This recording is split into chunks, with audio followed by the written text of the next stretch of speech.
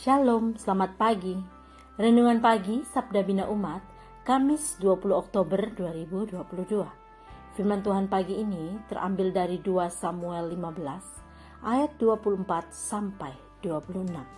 Demikian firman Tuhan.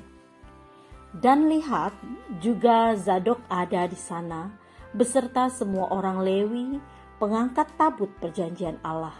Mereka meletakkan tabut Allah itu. Juga Abiatar ikut datang, sampai seluruh rakyat dari kota selesai menyeberang. Lalu berkatalah raja kepada Zadok, bawalah tabut Allah itu kembali ke kota. Jika aku mendapat kasih karunia di mata Tuhan, maka ia akan mengizinkan aku kembali, sehingga aku akan melihatnya lagi, juga tempat kediamannya. Tetapi jika ia berfirman begini, aku tidak berkenan kepadamu, maka aku bersedia. Biarlah dilakukannya kepadaku apa yang baik di matanya. Demikian firman Tuhan. Renungan pagi ini bertema, jika Allah berkenan. Saat pesta ulang tahun ke-50 dari Pak Ronald yang diadakan di salah satu hotel bintang 5 di Jakarta, pembawa acara bertanya kepadanya, Pak Ronald, malam ini usia Bapak genap 50 tahun. Saya mau tanya, Pak Ronald ingin hidup sampai usia berapa tahun?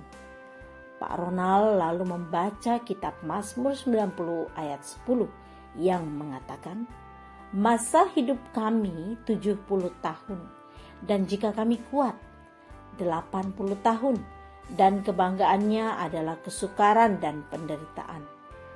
Sebab berlalunya buru-buru dan kami melayang lenyap.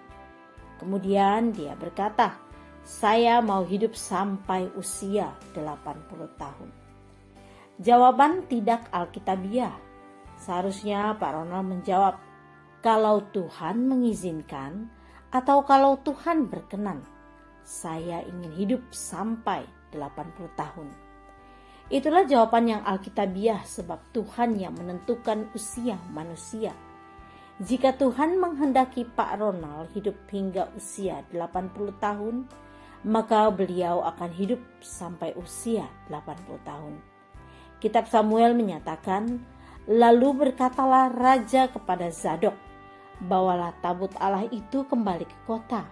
Jika aku mendapat kasih karunia di mata Tuhan, maka ia akan mengizinkan aku kembali, sehingga aku akan melihatnya lagi, juga tempat kediamannya. Tetapi jika ia berfirman begini, aku tidak berkenan kepadamu, maka aku bersedia.